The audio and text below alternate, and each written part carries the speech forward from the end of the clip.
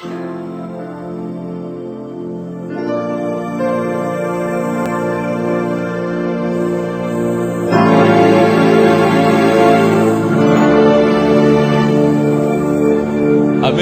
Louva a Deus pela vida do Edermandson. Eu dei muito trabalho a Edermandson, é o meu pai na fé. Muito me alegro em Deus pela vida dele, porque hoje, sendo um pastor presbiteriano, um pastor missionário, louvo primeiramente a Deus pela vida dele, porque dei muito trabalho ao Edermandson. Eu vivi uma vida totalmente alienada, distanciada dos caminhos do Senhor. Era um roqueiro louco, professor de karatê no estilo Shotokan. E Edermandson, Deus resgatou. E Edermandson, vivenciando o primeiro amor, ele queria compartilhar a todo custo o evangelho. E toda vez que Edermandson falava das boas novas, eu dizia: mano, para com esse negócio, que isso está me irritando. E ele: não, mas olha, Jesus salvou a minha vida, e Jesus quer resgatar a sua vida também. E toda vez que ele falava, eu me sentia confrontado. A palavra, melhor dizendo, confrontava o estilo de vida. Era um roqueiro, via rock no cemitério, muito violento, resolvia as coisas à base da pancada, da porrada. E certa feita, quando eu disse: Mandson, não fala mais do evangelho, ele continuou falando. Meus irmãos, eu não perdi tempo. Desci a madeira no Edermandson. Apesar, ele ainda era aprendiz, era professor de karatê. Desci a madeira no Edermandson, ele continuou pregando, mas hoje entendo a razão porque a Bíblia diz que não há remissão de pecados sem derramamento de sangue. Mas Deus é fiel, que através desse santo homem de Deus fui resgatado e hoje estou ministrando lá no estado de Sergipe, em áreas difíceis, sendo plantador de igreja, não somente essas igrejas a qual compartilhei, mas Deus tem me dado a alegria de ser presidente do presbitério pela 4ª vez. Quero expressar a Deus a minha gratidão por esse conselho, por essa oportunidade que concede aqui ao pastor Evanilson. Mas, meus queridos, numa reunião belíssima como essa, nós não podemos deixar de fora aqueles 3 irmãozinhos. Amém, aleluia, glória a Deus. Vamos lá. Amém, aleluia, glória a Deus. Oh, glória, maravilha. Queridos, eu quero compartilhar com vocês uma breve palavra, mas as ilustrações que eu irei compartilhar com vocês na noite de hoje são ilustrações vivenciadas no campo. Eu vou procurar compartilhar com vocês essas ilustrações, mas quero meditar com o tema a alegria daqueles que confiam no Senhor. Você pode dizer comigo? A alegria daqueles que confiam. Mais uma vez, a alegria daqueles que confiam no Senhor. Quem confia no Senhor é um ser feliz. Amém, meu irmão? Você pode colocar-se em pé, por gentileza, queridos? Em nome de Jesus. Jeremias, livro do profeta Jeremias, capítulo 17. Livro do profeta Jeremias, capítulo 17. Quem achou, diga amém. Amém. Quem não achou, diga EBD. Escola Bíblica Dominical. Amém, o EBD. Oh, maravilha, muito bom mesmo. Jeremias capítulo 17, e versículo 7, versículo 8, nos diz assim: e bendito o varão ou o homem que confia no Senhor, cuja esperança é o Senhor, porque ele será como árvore plantada junto às águas, que estenda suas raízes para o ribeiro, e não se receia quando vem o calor, mas a sua folha fica verde, e no ano de sequidão não se afadiga, nem deixa de dar fruto. Você pode ler mais uma vez comigo? Bendito é o varão que confia no Senhor, cuja esperança é o Senhor, porque ele será como árvore plantada junto às águas, que estende as suas raízes para o ribeiro, e não se receia quando vem o calor, mas a sua folha fica verde, e no ano de sequidão não se afadiga, nem deixa de dar fruto. Com suas frontes. Deus eterno, nós te damos graças, Senhor, pela tua palavra. E pedimos a ti, Senhor, que fale, ó Deus, aos nossos corações nesta noite, Senhor, revelando as maravilhas da tua preciosa lei, revelando, Senhor, aos nossos corações a boa, a agradável e a perfeita vontade do Senhor para as nossas vidas. Senhor Deus, eu reconheço as minhas limitações, mas me lanço agora, Senhor, em teus cuidados, e quero, ó Deus, ministrar a tua palavra com temor e tremor, e que nesse momento seja um momento de cura, Senhor, seja um momento de consolação, seja um momento, ó Deus, a qual o Senhor esteja encorajando os teus filhos à obra missionária. Pai, em nome de Jesus, Senhor, fala conosco para a honra e louvor do teu nome, e o povo de Deus diga amém. Amém. Quais são os três irmãozinhos? Amém. Aleluia. Você pode aplaudir bem forte o nome do Senhor, queridos?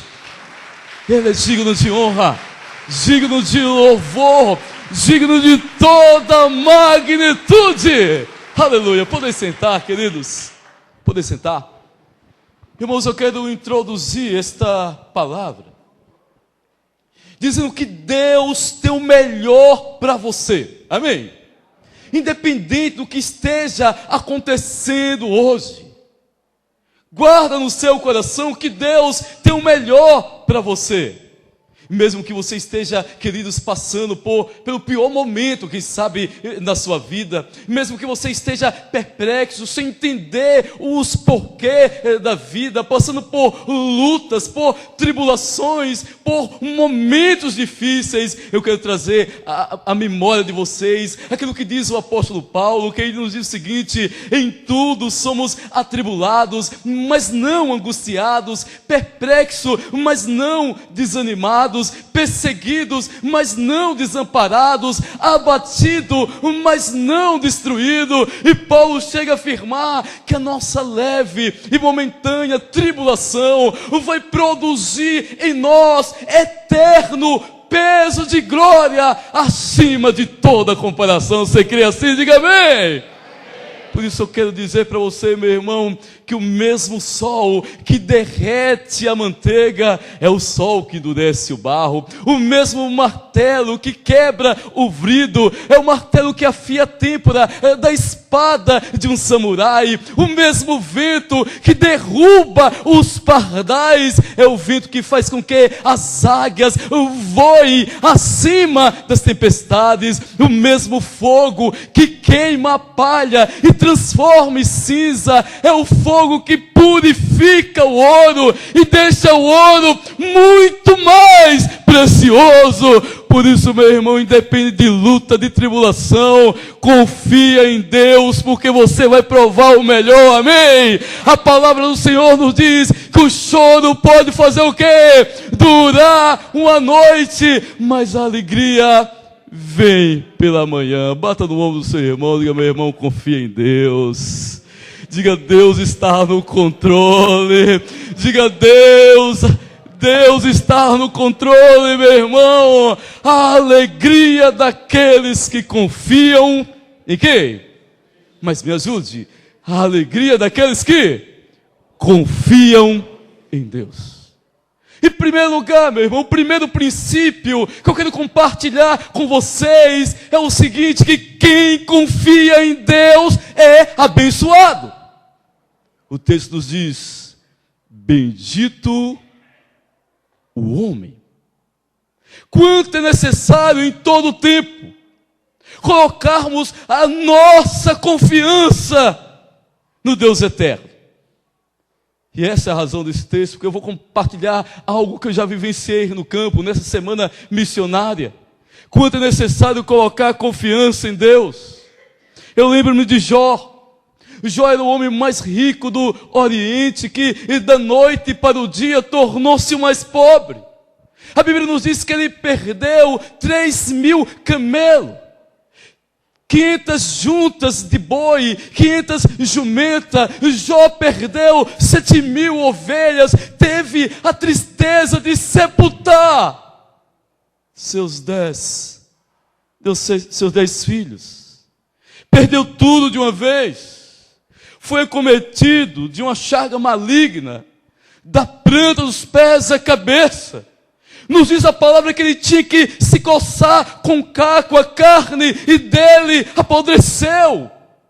Era uma situação de dor, era uma situação de desespero, mas esse homem, em momento algum, deixou de colocar em Deus a sua confiança, amém? Porque Jó sabia que Deus estava no controle, que Deus estava, meu irmão, agindo ao seu favor. Por isso, no momento de dor, de angústia, ele chega a afirmar: eu sei que o meu Redentor vive, e por fim se levantará sobre a terra, e depois de ter consumido a minha pele, ainda em minha carne, disse Jó, verei a Deus. Você tem colocado em Deus a sua confiança? Você pode dizer amém? Amém. Você tem colocado em Deus a sua confiança? Você pode dizer um aleluia?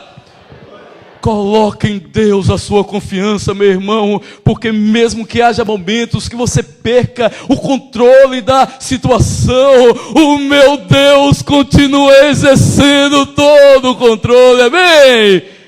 Feliz o homem que confia no Senhor. Ou melhor, meu irmão, quando você coloca a sua confiança em Deus, o melhor de Deus há de acontecer na sua vida. Você vive a certeza do que diz Abacuque, capítulo 3, versículo 17. Ainda que a figueira não floresça, nem haja fruto na vinde, o produto da oliveira minta, e os campos não produza mantimento, as ovelhas sejam arrebatadas do aprisco, e nos currais não haja gado. Ele diz: todavia eu me alegrarei e exultarei no Deus da minha salvação. Diga para o seu irmão lá, diga: meu irmão, coloca a sua confiança em Deus. Diga para ele: as crises não apanham Deus de surpresa. Diga para ele: as crises não apanham Deus de surpresa. A crise, meu irmão, jamais vai abalar o trono de Deus, amém? E Deus reina, e Deus governa a casa, a história, e Deus age em todo o tempo. Mas é necessário colocar a nossa confiança em quem? Eu lembro-me que eu estava plantando um campo missionário, ainda na cidade de São Domingos, o povoado Conselho. E lá a influência da macumbaria é grande. Pelo fato de não ter muitos postos de médico ou hospitais, as pessoas, quando adoecem, por falta de informação, recorrem aos centros espíritas, aos centros de macumba, e vivem uma inteira dependência a isso. E eu lembro-me que certa feita eu estava fazendo o evangelismo de casa em casa. Foi o início do trabalho, quando o trabalho iniciou naquele local. E eu passei em frente de um centro de macumba. E lá estavam as pessoas batendo os tambores, evocando as entidades malignas. Eu lembro-me que quando eu passei com a minha Bíblia na mão, chegou um adepto da macumbaria e gritou: aleluia, irmão! Irmão, naquele momento eu parei. Olha, sergipano tem sangue quente. Eu não sei o paulistano, mas sergipano tem sangue quente. E quando o indivíduo disse aleluia, irmão, eu botei a Bíblia assim no banco e disse: vou quebrar todo mundo de pancada agora. Vou mostrar que ser crente, eu sou crente, mas sou homem. Sou pastor, mas sou homem. E estava irritado. Aí botei a Bíblia no canto, num banquinho de madeira, e fui marchando em direção a eles, cuspindo fogo. E aí, meu irmão, quando eu fui me aproximando deles, eu disse: Deus, olha, eu estou aqui, sou o Senhor para controlar os meus nervos. Mas fui me aproximando e Deus falou ao meu coração. Quando eu me aproximei deles, eu disse: filho, olha, a sua luta não é contra carne e sangue. A sua luta é contra os principados, contra as potestades que atuam nesse lugar. E ali Deus foi ministrando ao meu coração. E eu cheguei para ele e disse: olha, Jesus te ama, e Jesus quer mudar a sua vida, assim como mudou a minha. E comecei a pregar o evangelho ali naquele centro de Macumba. Não somente comecei a pregar, meu irmão, mas comecei a orar para que Deus operasse um milagre naquele lugar, e muitas pessoas viessem a conhecer o verdadeiro Deus. Pois a palavra diz que feliz a nação, o quê? Cujo Deus é quem? É o Senhor. Começamos a orar no período de 6 meses. E aí Deus começou a fazer a obra. Começamos a cultuar na casa de um irmão. E quando de repente, meu irmão, através da oração, Deus fechou aquele centro de Macumba. Mas pasmem vocês, a pessoa que era o chefe, que era o líder da macumbaria, deixou muito débito, talões de energia, talões de água. E essa pessoa me procurou. E ele disse: pastor, olha, o macumbeiro que estava aqui fazendo os trabalhos, ele se ausentou do campo e deixou muitos talões a pagar. Ele disse: pastor, eu tenho percebido que o senhor tem cultuado nas casas, o senhor não teria coragem de cultuar aqui nesse local e assumir a despesa. E eu disse: querido, o que é que falta? Coragem não falta. Ele disse: querido, é o seguinte, você paga os talões, tudo bem. Aí eu disse: só em uma condição, que eu possa quebrar todos os altares, que eu sabia que tinha muito. Ele disse: não, pastor, olha, o salão é seu. E aí, meu irmão, eu coloquei o meu caráter em ação, amém? Entrei naquele lugar e pá! E chutava altares e orava em nome de Jesus. Começamos um período de consagração e de limpeza naquele lugar. Depois de 2 semanas de luta, preparando o espaço, limpando, pintando, primeiro culto, nós saímos para convidar as pessoas para que viessem ouvir o evangelho de salvação, porque havia uma expectativa no nosso coração que Deus iria operar um milagre grande naquela terra, e as pessoas não mais iam depender dos centros espíritas, não mais iam depender dos macumbeiros, mas iriam recorrer a Deus nos momentos de adversidades. Nós convidamos. No primeiro culto, o salão ficou hiper lotado. Aí chegou um irmãozinho e disse: pastor, olha, há muitos adeptos da macumbaria aqui nessa noite. E eu sei que o objetivo deles está aqui presente, é para intimidar. E eu disse: eu não tenho em que temer, porque eu tenho a plena certeza que Deus é comigo. Meus irmãos, começamos a orar. E quando estávamos orando, fazendo a primeira oração, aconteceu algo estranho. Aquelas pessoas adeptas da macumbaria começaram a cair, horrivelmente demoniadas. E os poucos irmãos que estavam ali presentes, fizeram a atitude de correr.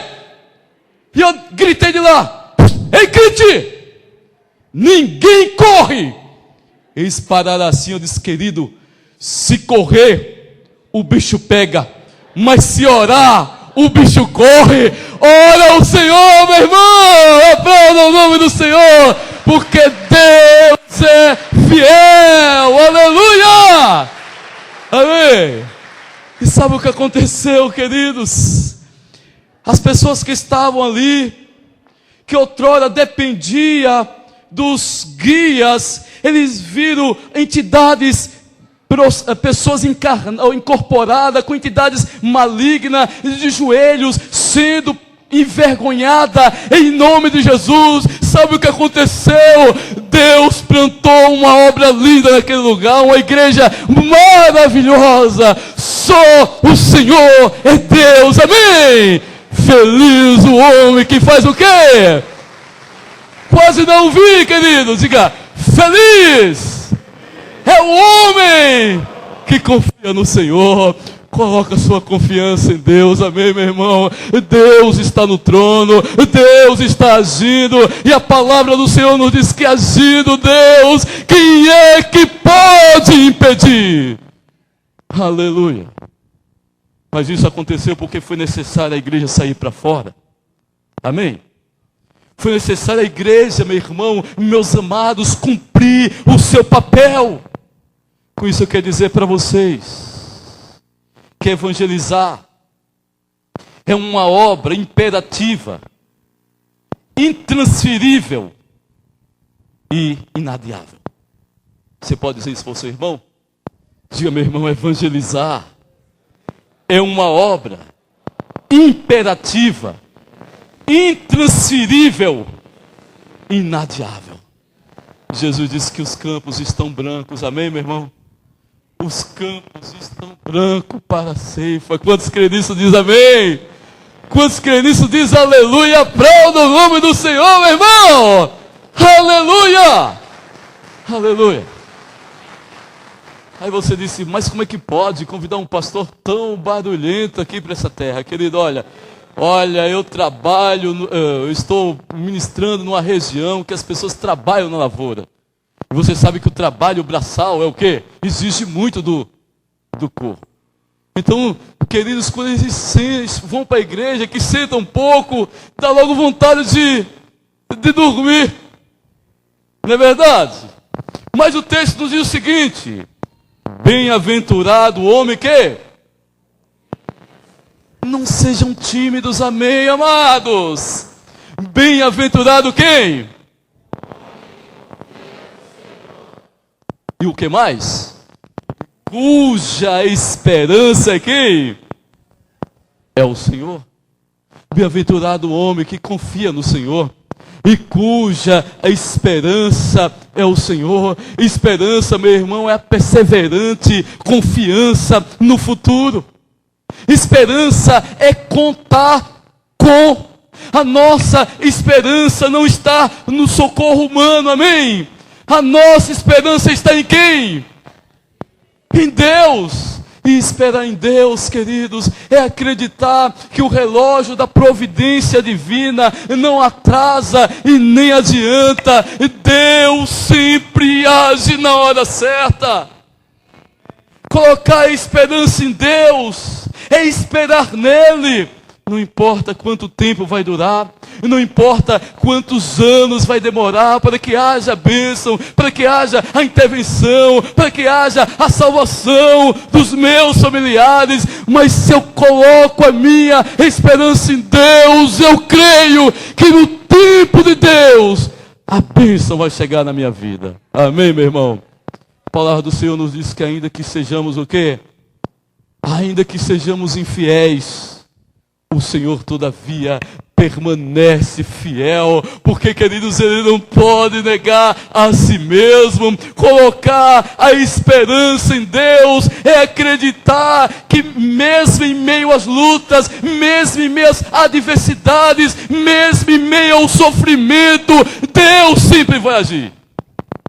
Eu, quando fui para lá o campo de Itapera da Serra, era um campo que os pastores do presbitério disseram que esse campo a igreja ia fechar, que disse que era um campo difícil. O presbitério não tinha recurso para nos manter. Nós morávamos em Estância, antes de ser enviado por lá, para aquele campo, melhor dizendo. Uma terra difícil, uma terra que a minha esposa, que sem nenhum costume tinha que colocar uma bacia na cabeça e ir para um riacho. Imagine você lavar roupa, subindo e descendo ladeira. Em meio ao sofrimento, ela chorava e dizia: filho, olha, eu não sei se vou suportar, é muito difícil, eu nunca fiz isso na minha vida. E para vocês terem uma ideia, ela ficou 6 meses com as malas, com a mudança, com a bagagem arrumada, com o objetivo de voltar. Mas Deus foi mudando aquela realidade. E Deus foi colocando amor nos nossos corações. E Deus foi colocando, meu irmão, uma viva esperança, tanto no meu coração como no coração dela. Pasmem vocês, média de 2 anos, uma congregação que estava prestes a fechar, se tornou uma igreja muito abençoada. Feliz o homem que coloca no Senhor o quê? A sua confiança e a sua esperança. Paulo diz, ora, a esperança não confunde, porque o amor de Deus é derramado no nosso coração, pelo Espírito Santo que nos foi otorgado. E quando vier, quantos têm colocado a esperança em Deus? Diga amém. Você tem colocado a sua esperança no Senhor, meu irmão? Amém?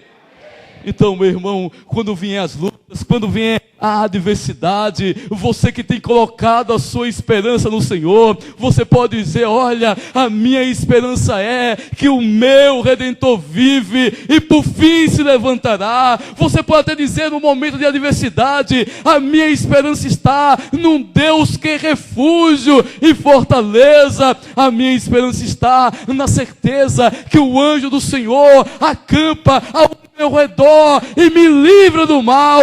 A minha esperança está que o Deus que criou os céus e a terra, Ele é comigo. A minha esperança está que aquele que habita no esconderijo do Altíssimo, à sombra do Onipotente, descansará. A minha esperança está num Deus que me fortalece. A minha esperança está que ainda que o inimigo se levante contra mim por um caminho, por 7 caminhos fugirá da minha presença. Você quer dizer, diga amém? Essa é a nossa esperança, a certeza de um Deus que está sempre presente. Amém? Você pode até se admirar o Edermandes, o meu irmão, ser um pouco mais fortinho do que eu, mas não se admire. Sou pastor e professor de karatê e tenho o costume de me acordar todos os dias 4h30 da manhã para fazer exercício, para correr. Estou caminhando nos 500 abdominais. Eu chego lá. Amém? Mas houve um dia, queridos, que eu não tive condições de despertar tão cedo, que eu estava cansado. Aí eu fui para o campo missionário fazer a visita e quando cheguei já era às 18h30. Aí eu disse, Neide, olha, eu tenho que fazer alguma atividade. Aí fiz alguns alongamentos, aí fui correr, zona rural, num ambiente que não tinha luz, não tinha iluminação. E comecei a correr, e quando eu estava correndo, eu ouvi alguns gritos. Local deserto, pouquíssimas casas, sem iluminação. Eu ouvi alguns gritos, alguém dizia, ó Deus, tem misericórdia de mim. E eu parei, já estava suado, e procurei localizar de onde vinha aqueles gritos. Mas não dava para discernir, fui me aproximando, entrando, meu irmão, era um escuro horrível, não dava para ver nada.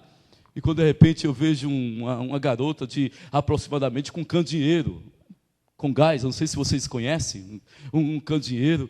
E eu me aproximei e percebi que o grito vinha daquela residência. Eu disse, filha, o que está acontecendo? Ele disse, pastor, é o seguinte, é que a minha mãe está com encosto, está quebrando tudo.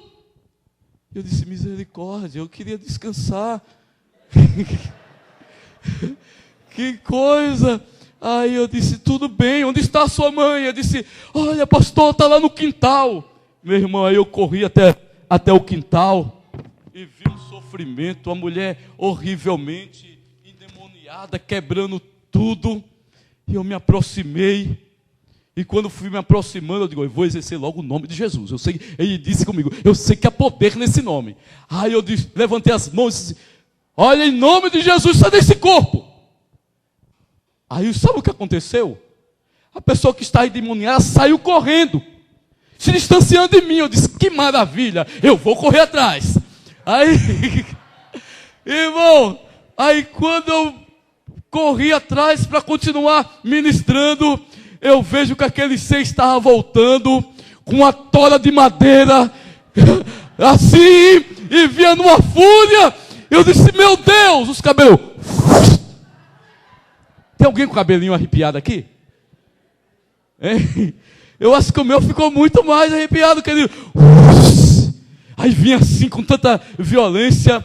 E na hora eu temi, eu confesso a vocês que eu temi, mas eu tinha plena certeza que Deus me colocou naquele lugar para ser um agente de bênção, amém? Para proclamar a libertação em Cristo Jesus. E Deus falou ao meu coração: filho, eu não te dei espírito de temor, mas de poder e de moderação. E aí, meu irmão, isso me veio como um tônico. Eu marchei de encontro àquela pessoa endemoniada, orei por ela e Deus o libertou, porque Deus é fiel. Amém, irmão?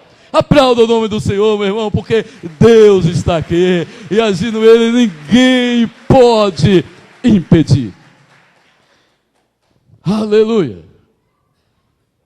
O homem que confia no Senhor é o quê? Abençoado.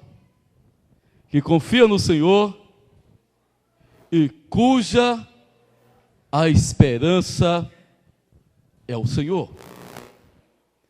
E ele diz mais: porque esse homem será comparado a uma árvore plantada junto o quê?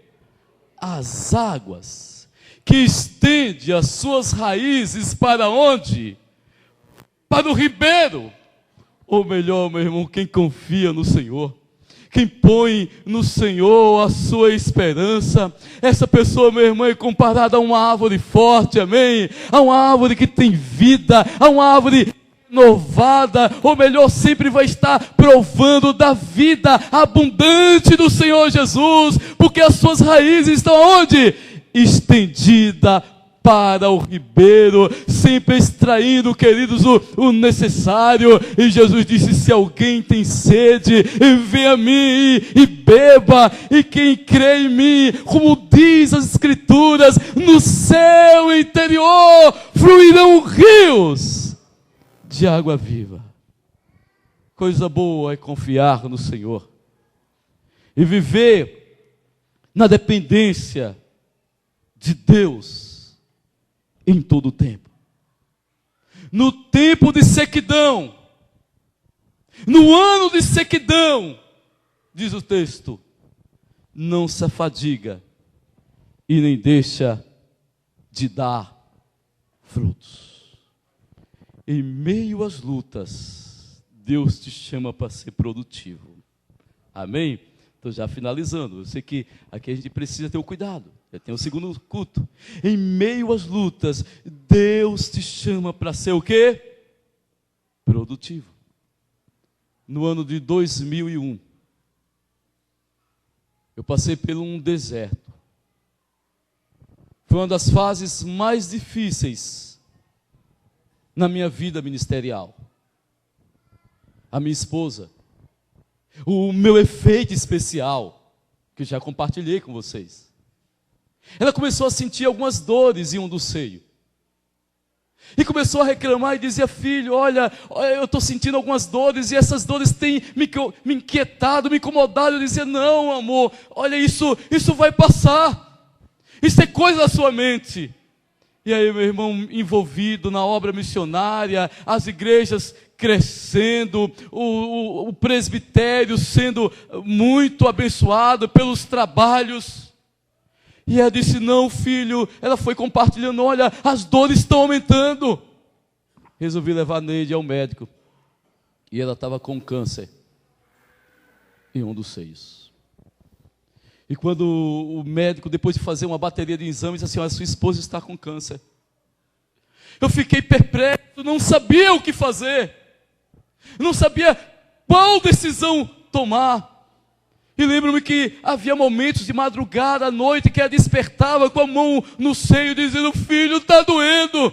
E eu colocava as minhas mãos sobre ela, e Deus trazia à minha memória a palavra que dizia: verdadeiramente Ele tomou sobre si as nossas enfermidades, e pelas suas pisaduras somos curados. E eu comecei a crer na promessa que diz: bendiz a minha alma ao Senhor, e tudo que é em mim, bendiga ao seu santo nome. Bendiz a minha alma ao Senhor, e não se esqueça de nenhum dos seus benefícios, porque é Ele que perdoa todas as suas iniquidades e sara todas as enfermidades. Eu orei pela esposa, e Deus teve misericórdia. as dores foram cessando, foram diminuindo. E quando levei ao médico, ele disse: olha, pastor, eu não sei o que aconteceu, mas o câncer desapareceu. A sua esposa foi curada. Eu digo: doutor, o senhor pode aplaudir, meu irmão. Eu digo: você não sabe, mas eu sei. É Deus, meu irmão. É Deus, querido. Por isso, bendito homem que confia no Senhor, cuja esperança é o Senhor. Eu não sei como você se encontra. Quem sabe passando por lutas, por vales, por momentos difíceis. Mas nesta noite eu quero orar por você. Deus plantou no meu coração um desejo de clamar a Deus pela sua vida. Eu quero convidar a igreja a colocar-se em pé. Eu quero orar por você. Eu quero orar pela sua família. Porque creio que nessa noite pode ser a noite de milagre. Eu creio que Deus me trouxe de Sergipe, lá do estado de Sergipe, para ser canal de bênção na sua vida. Eu quero convidar a igreja do Senhor a fechar os seus olhos.